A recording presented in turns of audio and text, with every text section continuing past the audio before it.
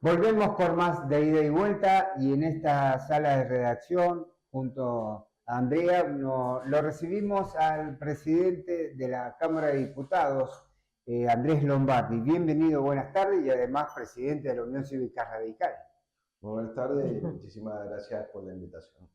Bien, bueno, vamos a hablar un poquito sobre la situación política en la provincia de Mendoza, un poco sobre la situación de probabilidad de alianzas, ¿no? Sí, Pasos, pasos, no no pasos. pasos, ¿Cómo, cronograma electoral. cómo lo resolvemos? ¿Cómo resolvemos todo esto? Creo que primero, bueno, las pasos están suspendidas a nivel nacional desde hace un tiempo. La semana pasada se terminaron de suspender las pasos en la provincia de Mendoza para este turno legislativo, ya sea que se respeten las fechas que estipula la ley, que son las elecciones en abril del 2026, no vamos a tener paso, y en las elecciones municipales que son en febrero no va a haber paso.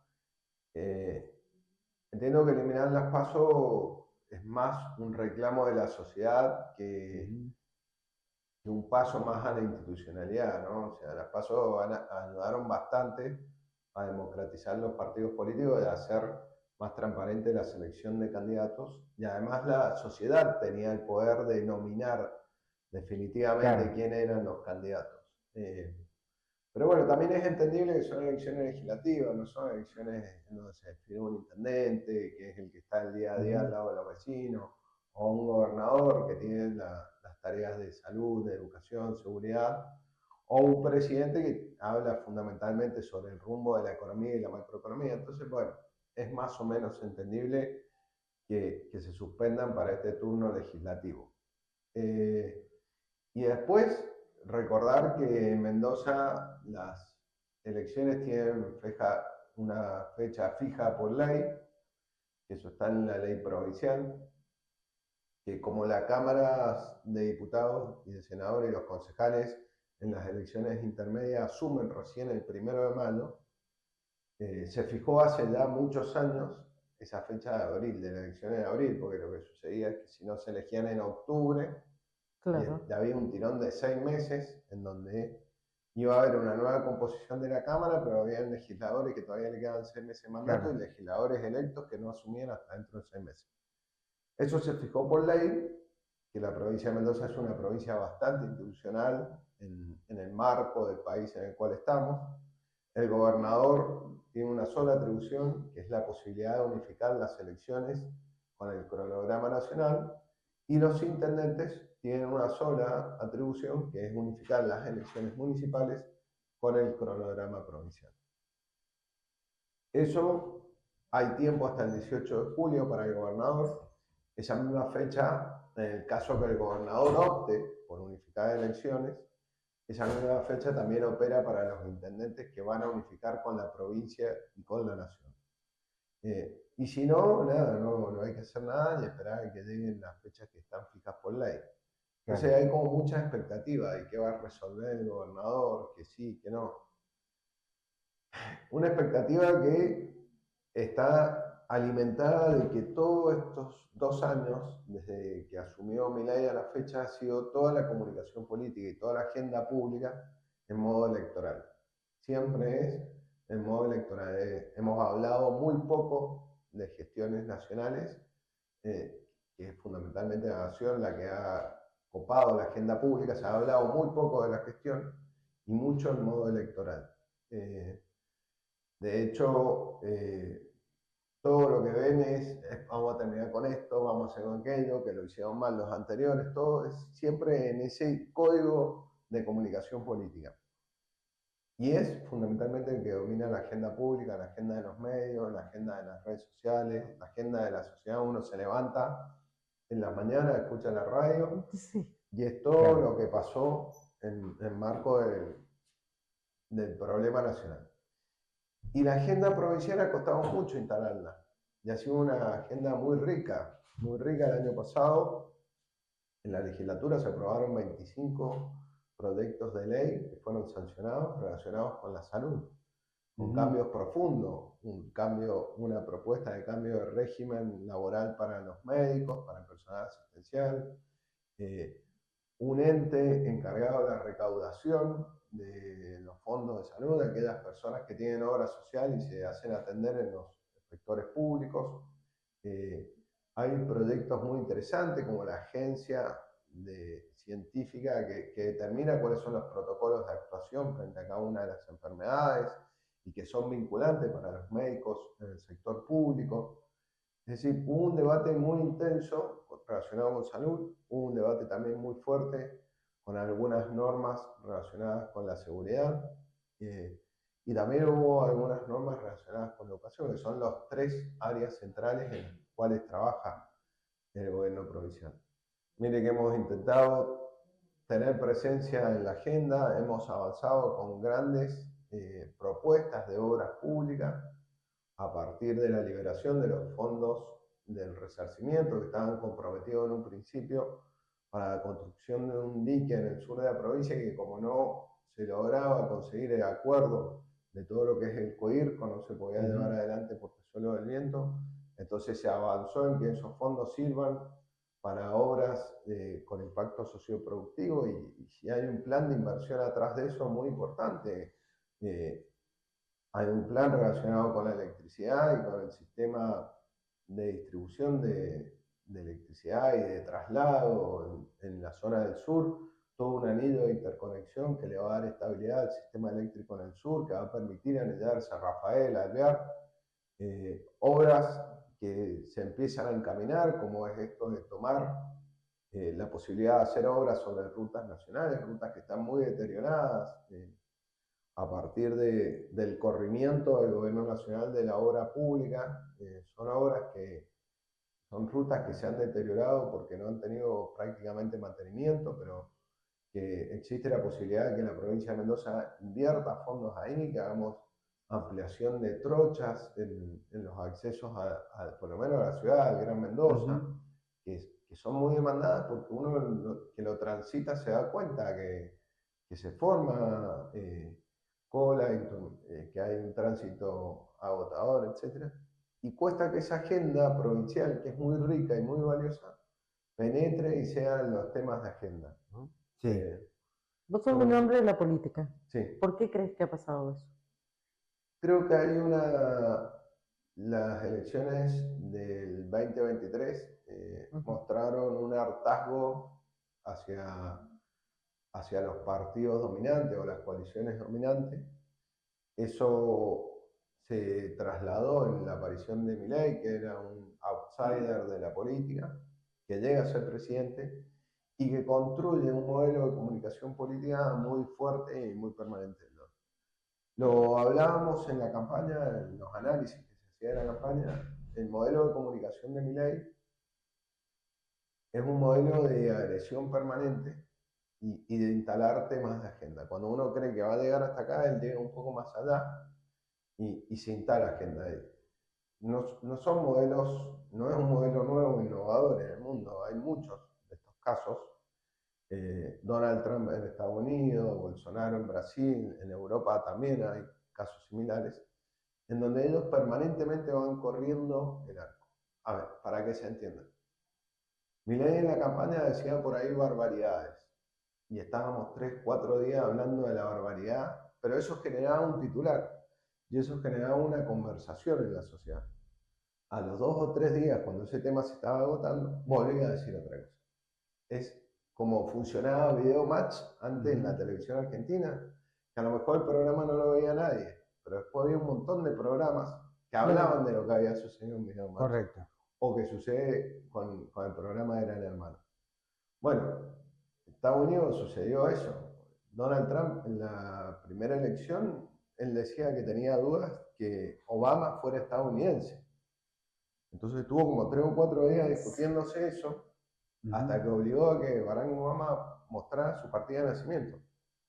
Y una vez que la mostró, en vez de él decir, bueno, sí, estadounidense, dijo, no, pero tenemos dudas sobre si es abogado o no. Nunca hemos visto su título universitario.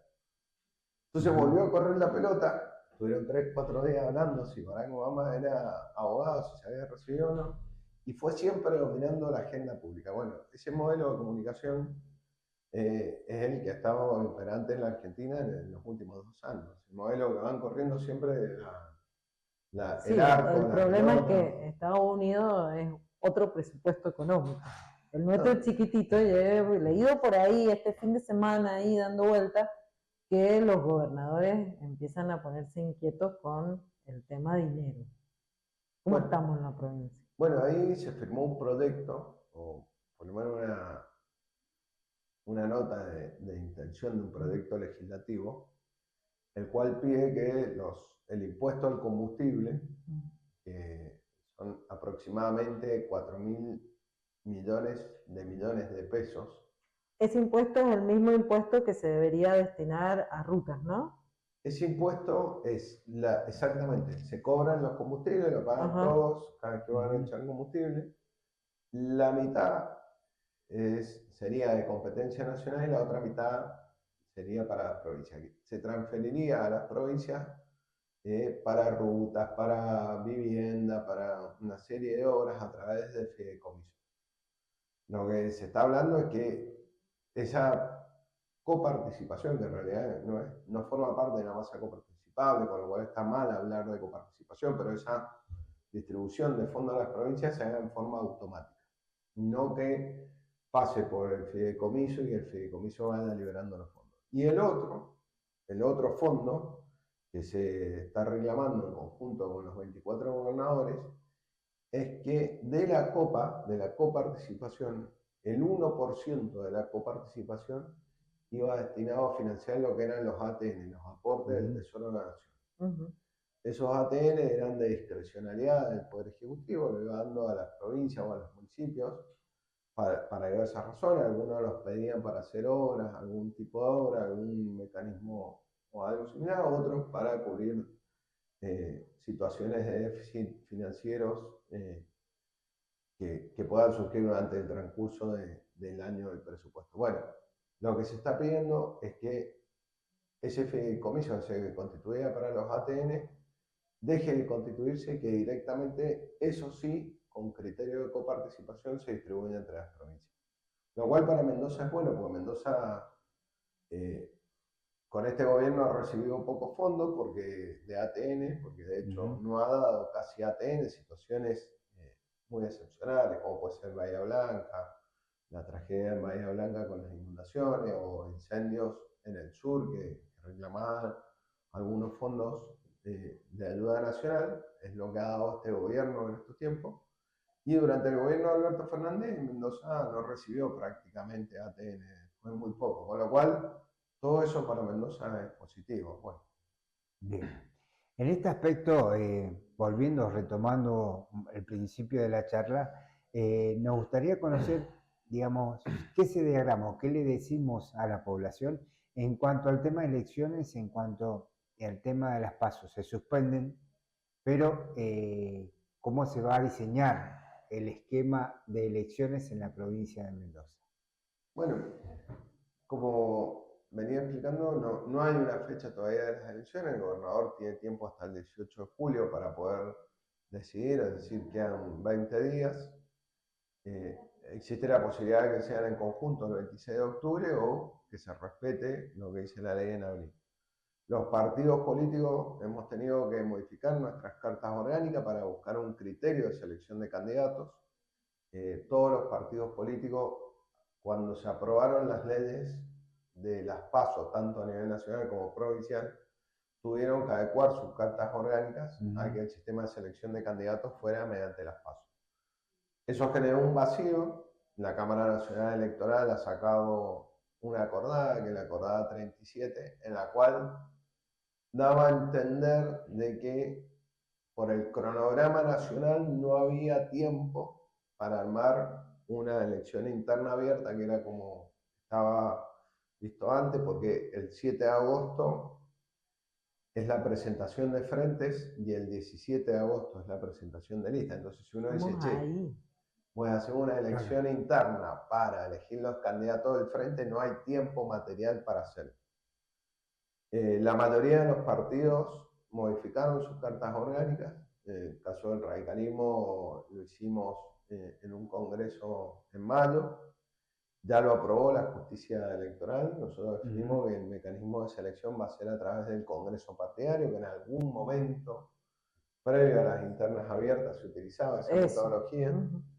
El congreso partidario tiene una virtud que es representativo de toda la provincia, que tenemos alrededor de 260 congresales, los cuales son de toda la provincia. El criterio es un congresal cada 500 afiliados, y que además permite también la participación de las minorías. Y entonces es un buen ámbito, además de ser el órgano más importante del radicalismo, el Congreso Partidario, es un buen ámbito para tomar estas decisiones importantes. Y las decisiones más importantes las toma el Congreso Partidario, lo que es la constitución de frente, la aprobación de cuál es la carta programática o el plan de gobierno del radicalismo. Y bueno, en este caso hubo que agregar que por una situación de excepcionalidad y por el programa electoral, que el mecanismo de selección de candidatos va a ser a partir de un congreso partidario. Pero eso a su vez después iría a la exposición de frentes.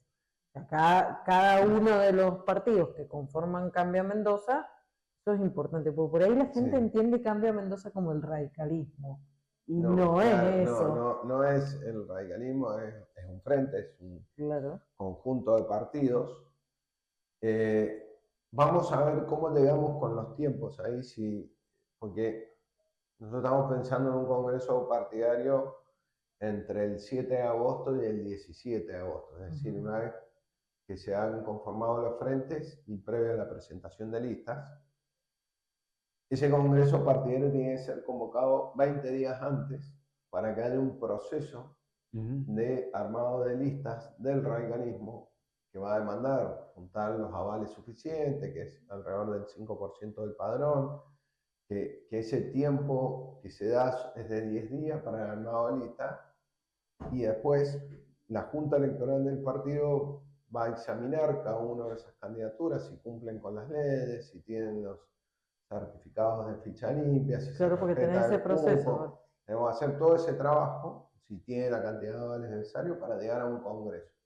Y bueno, los lugares que apruebe ese congreso son los lugares, y esos candidatos que se aprueban en el congreso son los lugares que va a ocupar el radicalismo dentro del frente electoral. ¿Dentro de estos lugares está incluido Petri? Sí, obviamente, por supuesto. Petri forma parte del radicalismo, es afiliado radical, y dentro de eso van a estar los lugares de representación de Petri y la gente que acompaña a Petri. Eso lleva todo un proceso de charlas que vamos a tratar de llegar a una lista unificada, pero si no, sí, sin lugar a dudas, Petri está dentro de los lugares del radicalismo.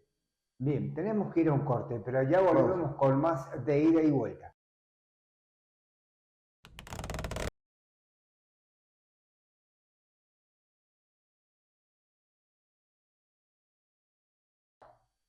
Volvemos con más de ida y vuelta en este lunes 30 de junio, lunes frío, ¿no? Y estamos hablando de un tema candente, como es el tema de las elecciones, el tema de las alianzas, y hicimos una pregunta difícil dentro del radicalismo, dentro del Frente Cambia Mendoza, si había posibilidades de que Petri integrara la lista de candidatos. Sí, no sé si él quiere ser candidato. Ha dicho en lo personal, él ha dicho en reiteradas oportunidades de que no le interesa en estos momentos ser candidato a diputado nacional, que se ve mucho mejor trabajando en el Ministerio de Defensa, como lo está haciendo, pero sin lugar a duda es un referente que va a tener espacio dentro de las listas de Cambia Mendoza, como lo va a tener también muchos radicales que tienen gestiones de gobierno en los municipios, y lo va a tener también otros sectores, como se ha estado construyendo básicamente Cambia Mendoza durante este tiempo, ¿no? Claro. Siempre con un reflejo de cuáles son los parámetros de participación de uno y de otro. Bueno, son todo un proceso de charlas y de negociaciones que habrá que afrontar ya más cerca de las elecciones. Recién decíamos, del 7 de agosto de la presentación de frente al 17 de agosto hay un tiempo para poder resolver quiénes son los candidatos de forma definitiva, ¿no? Claro. Es como que hemos vuelto a que los partidos van a llevar la propuesta el día de la elección y en ese proceso no van a haber grandes intervenciones de la gente en general. ¿Cómo va a ser ese día? Bueno, ¿Cómo imaginamos ese día si están unificadas? bueno, a ver, creo Cuarto que oscuro, ¿cómo es? no, si las elecciones están unificadas, el término jurídico que corresponde es decir elecciones concurrentes, tanto las categorías nacionales como las categorías provinciales y municipales es la primera vez que se van a votar todas con boleta única papel. En los casos anteriores, bueno, Mendoza avanzó hace 2 años con la boleta única papel por primera vez en su historia, pero si la nación no hubiera cambiado a boleta única papel y se unificaban las elecciones, íbamos a tener que volver otra vez a la lista. Durante estos 2 años... Las provinciales también. Si no hubiera cambiado la mira. nación, claro, porque se aplican las leyes electorales nacionales. En este caso, que la nación avanzó e implementó la boleta única papel, tiene un artículo de esa ley que prohíbe que en la misma boleta figuren categorías provinciales y municipales. Entonces, es muy probable que nosotros vayamos a una elección en donde hayan 2 boletas grandes, 2 boletas única papel, una en la cual están exclusivamente los candidatos a diputados nacionales y otra donde estén los diputados, senadores provinciales y los concejales. Cuando en principio, todo esto todavía hay que terminar de hablarlo, pero uno se imagina que en principio, y en el caso que estuvieran unificadas las elecciones, cuando alguien vaya a votar, le van a dar una boleta nacional y una boleta provincial. Tendrá su box para poder realizar las marcas y la elección de los candidatos, y vamos a tener una separada, tanto para la categoría nacional como para las categorías provinciales y municipales. Entonces, van a haber 2 boletas distintas en papel que van a ir a 2 urnas distintas. Creo que lo más razonable sería que haya una sola autoridad de mesa y que vaya entregando esa misma autoridad de mesa las 2 boletas, ya que los padrones van a ser coincidentes en ese caso. Entonces, que cuando alguien se presente a votar, se identifique frente a la mesa le entregue esas 2 boletas. Las 2 boletas, recordemos que luego se doblan, al doblarse queda la parte de atrás, que es toda estampada en un color oscuro que no permite que se vea cuál es el candidato que se eligió. Y bueno, eso que sean de 2 colores distintos y 2 urnas distintas, en una se pondrá la boleta nacional y la otra la boleta provincial. Es todo un mecanismo nuevo. Creo que la utilización del sistema de la boleta única papel dio muy buenos resultados en la última elección en Mendoza. Los miedos que teníamos con respecto a que si la gente se iba a acostumbrar, no se iba a acostumbrar, después de las PASO, que fue la primera experiencia, y ya en las elecciones generales fue un cambio importante. Otro de los miedos que teníamos era con respecto al recuento. Dijimos, esto va a ser más complicado el recuento, como uno antes, cuando estaban los fiscales, agarraban y contaban las boletas de acuerdo a cada uno de los partidos y los contaban rápido, pero también resultó ser más rápido y más dinámico el recuento, ese recuento provisorio que es el que hacen las autoridades de mesa, con lo cual tuvimos los resultados electorales mucho antes de lo que era antes con la boleta sábana. Y la verdad que fue una muy buena experiencia. Creo que tener ahora la oportunidad de que tanto las categorías nacionales como las provinciales se voten con una boleta única papel, también es bueno. Ayuda mucho y facilita la participación de los partidos políticos, especialmente aquellos más pequeños, la boleta única papel. se termina con me están robando las boletas, no tengo boleta, nadie está reponiendo las boletas, todo eso se termina porque ya no hay más boletas en el cuarto oscuro, hay una sola boleta que se entrega. Ya no se reparten boletas. No se reparte boleta previamente. Con lo cual, eso ha sido muy bueno para el sistema. Le ha dado más transparencia y le ha dado posibilidad de participación. Y además ha traído aparejado una disminución de los costos, porque recordemos que antes la ley electoral le garantizaba a los partidos políticos la impresión de un padrón de boletas. El Estado pagaba la impresión de un padrón completo de boleta por cada partido. Entonces, si en Mendoza teníamos 6 frentes o 6 partidos, el Estado provincial tenía que pagar 12 millones de boletas. Claro. Pues tenía que pagarle un padrón completo a cada partido. Después, obviamente, ¿no? Entonces, eso trae también una disminución de costos de impresión, más todos los beneficios, por supuesto, menos papel, más cuidado del medio ambiente. El mundo maneja la boleta única papel en diferentes versiones, pero la utiliza. Exactamente. Creo que Argentina es uno de los pocos países que quedaba con ese quedaba, modelo claro, de boleta sábana. Tiene un modelo viejo. Han sido todas cosas positivas la implementación de la boleta única papel. Hay una crítica a la boleta de Mendoza, debo decirlo. ¿Cuál es la crítica? Ya sé cuál es la Voto casillero completo. Ese fue una discusión. Una inseguridad de quienes legislamos en ese momento. Sí, fue una discusión que se dio fuerte en el marco de la legislatura. La recuerdo perfectamente.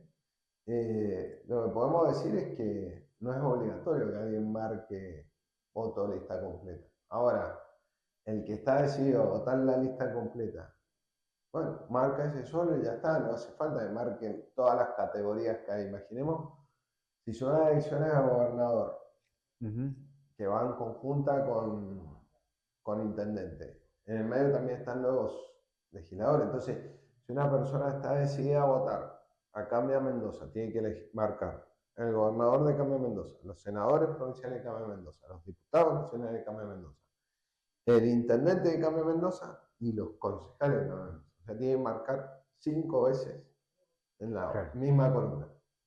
De esa forma simplifica el voto. Voto lista completa. Eso significa que vota esa columna.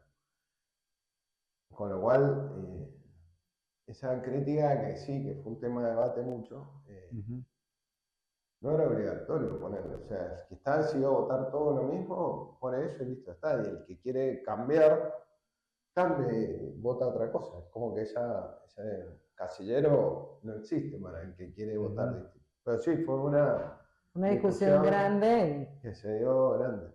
Sí, podríamos haberlo mejorado en el último casillero. Debo decirlo en esta instancia. Debo ocupar un lugar de privilegio. Pero al final, en lugar del principio, era lógico. Pero al principio y no al final es como decir que 4 es 2 más 2. Decía 2 más 2 es 4. Sí, puede ser una cuestión de diseño, de facilidad. Yo creo que ese debate fue muy impulsado como para criticar algo de la boleta única papel sin criticar la boleta única papel. Y muchos lo hicieron desde la honestidad intelectual, lo reconozco, pero también muchos lo hicieron porque querían trabar. Sí, bueno, eso pasa en la legislatura permanentemente. Eso pasa permanentemente, pero bueno. Es lo cotidiano. Que fue un avance la boleta única papel, sin ninguna duda, y le ha traído transparencia y hoy le trae transparencia a la República Argentina también. Sí, ya que termina esto, porque, a ver, yo lo digo desde la comodidad de estar al frente del radicalismo, que es en la provincia de Mendoza el partido más grande, el que mayor cantidad de afiliados tiene. Y te diría que creo que es el único partido que en los últimos 10 años o más, tranquilamente en los últimos 12, 14 años, ha garantizado fiscales en todas las mesas de la provincia. Bien. No hay otro partido que haya garantizado eso, ni siquiera el peronismo lo ha logrado garantizar. El peronismo hace muchos años que no tiene fiscales en todas las elecciones en Capital, que no tiene fiscales en las elecciones en Gualeguaychú. El radicalismo en sus peores momentos garantizó la fiscalización en los departamentos que eran más complejos para el radicalismo tenía fiscales. Tiene que ver mucho con la identidad propia del radicalismo. Para el radicalismo la elección es muy sagrada, la vida de la democracia, el sufragio libre, tiene que ver con el origen del radicalismo, tiene que ver con Irigoyen, tiene que ver con el ADN, está muy en el ADN del radicalismo garantizar la transparencia de las elecciones. Y la fiscalización es un acto de fe, ¿no? Ir un domingo a fiscalizar para el partido es como muy importante. Todos aquellos que tienen, digamos, algún nivel de intervención en la política y en la democracia, obviamente apuntan a eso. Ese fue el gran fenómeno Milei. Claro. Esa es la gran discusión con la que muchos que militamos en los partidos tradicionales nos quedamos sorprendidos ante una fiscalización que en ellos no existía, que en los que tenían más fiscales, menos fiscales, porque todos estamos fiscalizando, y cuando llegó el momento de abrir esas urnas, o sea, claro, y no habían fiscales de esa libertad avanza, no había. Sé que yo siempre me río, ¿no? Porque dicen, siempre saco la cuenta, dicen, no, el radicalismo, como decía, siempre en los últimos años es el único partido que ha garantizado fiscales en todas las mesas, en todas las elecciones. Pero yo siempre me río cuando dicen, no, nos están robando las boletas. Están robando las boletas. ¿A dónde? En la escuela tanto, la mesa tanto. Entonces uno dice, mira, hay 3.000 mesas en la provincia aproximadamente, 3.100, 200, en la cual votan alrededor de 200 personas por mesa. Sí. Entonces, como los presidentes de mesa entran cada 10 votantes a controlar las boletas, en cada una de esas mesas hay 20 reposiciones, por las 3.000 mesas hay alrededor en la provincia de 60.000 reposiciones. Y a veces hacen esas declaraciones, nos robaron las boletas. ¿En cuántas mesas? En una mesa en una escuela. O sea, de las 60.000 reposiciones, una reposición te faltaban boletas. Es probable que haya pasado a alguien y se haya robado, pero 1, 2, 5, 10. No conozco casos de que hayan robado más de 10 reposiciones en 10 escuelas distintas. Forma parte del folclore. Es el folclore. No cambiaba. Tenemos que ir a un corte, pero ya volvemos con más de ida y vuelta.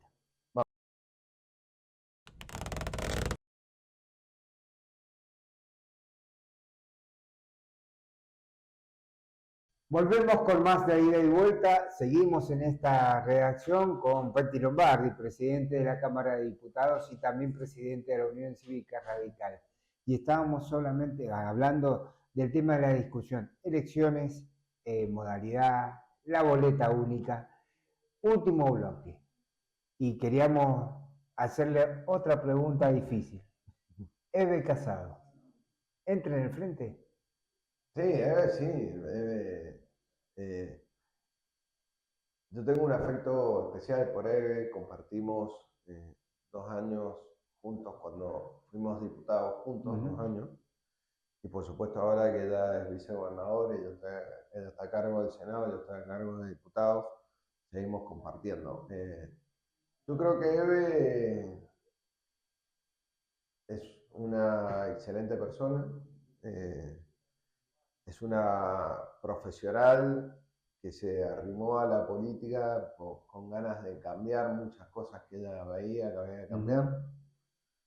Empezó su participación en el PRO, pero con ese objetivo de querer, esa convocatoria que en algún momento significó el PRO en la sociedad argentina, de convocar a profesionales que se acercaban a la política porque estaban desencantados con el gobierno de Cristina, etc. Eve se acerca al PRO genuinamente. Ella es consecuente con sus ideas, siempre lo ha dicho, lo ha mantenido, y creo que está claramente identificada con Cambia Mendoza, y siempre lo ha estado en el marco de Cambia Mendoza. Ella tiene un modelo de comunicación comunicación por ahí disruptivo frente a la política mendocina, pero mantiene un nivel de coherencia en lo que ella cree, piensa, y un nivel de compromiso para con el equipo de Cambio Mendoza muy importante. De hecho, ella cuando el PRO se fragmenta en Mendoza, ella se queda en Cambio Mendoza porque está convencida del programa de gobierno que estamos llevando adelante en Cambio Mendoza, ¿no? Y que venimos llevando adelante en los últimos 9 años, 10 años ya casi. Yeve está convencida de eso. Entonces es una persona que tiene mucha coherencia y que tiene un compromiso importante con Cambio Mendoza. Bien. En el caso de Mechi Llanos, ¿continúa en el frente? No, Mechi abandonó Cambia Mendoza, diría, a los 4 meses de haber asumido como diputada por Cambia Mendoza. Yo compartí con Mechi muchas posiciones, no encontrábamos coincidencia. Pero bueno, nada, ella ha optado por ese camino. Creo que hubiera sido más sano que lo hubiera dicho antes de ser diputada por Cambio Mendoza, o que por lo menos hubiera respetado que ella asumió como diputada por Cambio Mendoza y lo hubiera mantenido durante el mandato de los 4 años, porque a ella la votan en Cambio Mendoza, pero con un programa de gobierno que lleva adelante. Claro. Entonces, ella debería haber respetado esa voluntad de que la eligieron a ella para llevar adelante un programa de gobierno. Y no era un programa de gobierno nuevo. Ya Cambio Mendoza ya llevaba 4 años de gestión y estábamos arrancando la segunda etapa. Entonces, creo que a los fines de ser honesto con la población, ella debería haber respetado el programa de gobierno, no haberlo cambiado a los pocos minutos de andar, ¿no? Que fue cuando ella anunció que el PD y que ellas se iban de Cambio Mendoza. Bien. Hoy es Libertad Avanza Pura. Hoy es Partido Demócrata, sigue siendo Partido Demócrata. Acompañan y apoyan la gestión de Milei, pertenecen al interbloque de la Libertad Avanza a nivel nacional, pero ella, lo dice en todos lados, ella es de otro partido, ya no es del Partido de la Libertad Avanza, ella es demócrata. Ahí hay coherencia, ella fue electa diputada nacional por la Libertad Avanza y está manteniendo ese nivel de coherencia. Creo que en Mendoza ella debería haber respetado esa voluntad popular. Bien, la voluntad del voto. Exactamente. Ella la eligieron por Cambio Mendoza y no era un programa de gobierno nuevo, era el mismo que se venía ejecutando. Y ella debería haber respetado eso. Pero bueno, ya está, ya pasó, ya terminó ese mandato. A modo de apuesta, ¿vamos juntos en la elección nacional o provincial o vamos a modo de apuesta? Te diría, la moneda está en el aire, y está girando. Eso está bueno. Buena respuesta. Va lento. Va lento, no cae. No sabemos tirar. No. Creo que hay que esperar. Faltan 17 días, 18 días. Que pasan rapidísimo. Y sabemos que todos los que estamos en política, esos últimos 17, y a veces 2 días o últimas 2 horas, son decisivas y inclinan la decisión para un lado o para el otro. Hoy la moneda está en el aire, puede ser mitad y mitad. ¿Y en la Cámara qué se dice? Y en la Cámara estamos con muchos temas, todavía estamos ahora... Primero el tema que se ha presentado último es el tema de Marinelli. El tema de Marinelli, primero se ve un recomendamiento de una migración de actores, de charlas cruzadas de unos con otros. Hoy José Luis Ramón anunció que iba a participar en las elecciones con Daniel Orozco. Sí, eso es muy fuerte. Es muy fuerte, porque José Luis Ramón viene del peronismo y se va con uno que viene de la Unión no sé si José Luis Ramón lo podemos ubicar en el peronismo. Viene de protectora con una frazada. Exacto. Esa fue su historia. A lo que voy, él forma parte del interbloque del Partido Peronista. Él viene exactamente de protectora. En la última elección formó parte de la lista del Frente Elegí, creo que se llama. Y después tenemos Marinelli, que va a ir a la Comisión de Ambiente a explicar esto que ha tomado Estado Público, el tema de esos pozos que se han dado, bueno, en realidad todavía no se han dado ni permisos provisorios, nada, pero que va a ir a explicar esa situación. Y después tenemos también un proyecto que es muy interesante, y esto a lo que voy, de lo difícil que es instalar agenda. Tenemos un proyecto de posibilidad de financiar la historia clínica digital y de financiar la incorporación de muchos, en todos los efectores de salud, tanto provinciales, los públicos, como los municipales, de financiar cableado, computadoras, todo para que todos estén conectados y todos tengan la historia clínica digital, que va a ser un avance muy importante para la salud en la provincia. Y además para automatizar las farmacias de los hospitales más grandes en principio. Todo eso va a permitir un ahorro y una mejor administración del sistema de salud de Mendoza, que va a ser significativamente importante, porque cuando uno va a un médico, a un hospital, a un centro de salud, a un efector público, el médico dice, bueno, háganse estos estudios. Uno va, después se hace los estudios, después va a ver a otro médico y el médico no tiene esos estudios, o esos estudios nunca los fueron a buscar. Vamos a tener la historia clínica digital de cada uno de los mendocinos a acceso a todo. De hecho, ese software lo vamos a poner a disposición del sector privado. El sector privado va a poder instalarlo y va a significar ahorrarse un montón de estudios, ahorrarse un montón de diagnósticos inválidos. Claro, de ir y volver. Sí. Eso significa mejor salud, mejor atención. Vamos a poder avanzar en la telemedicina porque inmediatamente vamos a poder hacer conexión. Entonces nosotros tenemos por ahí déficit en los departamentos del interior de algunos especialistas. Con esto, con más tecnología, vamos a poder hacer telemedicina y consultar a los especialistas que suelen estar en los grandes centros urbanos, donde hay más población.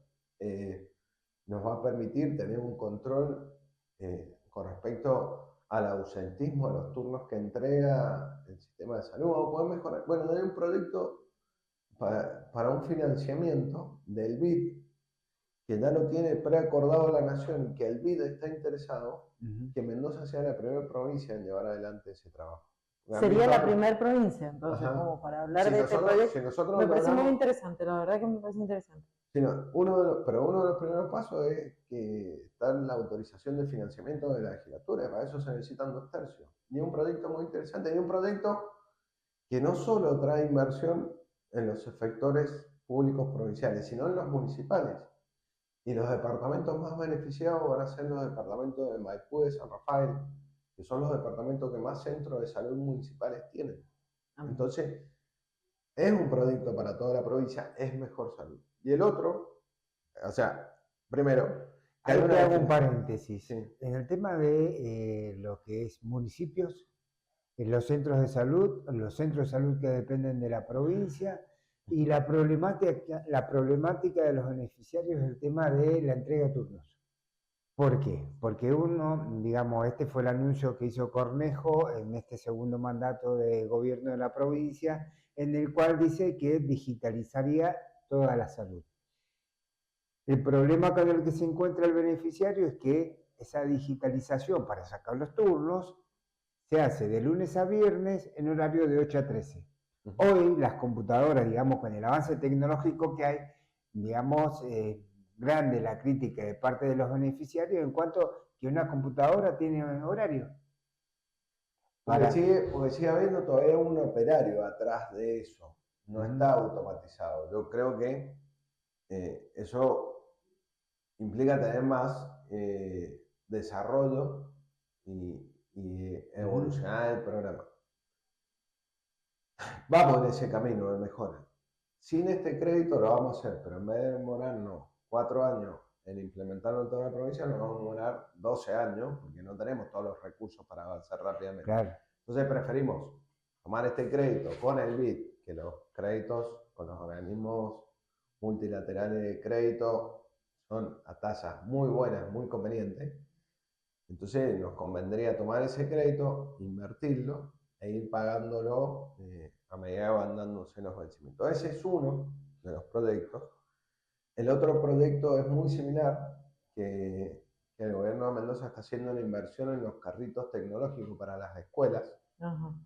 Que estamos en ese proyecto de ir avanzando, pero por supuesto, como el presupuesto es limitado, vamos a una velocidad determinada.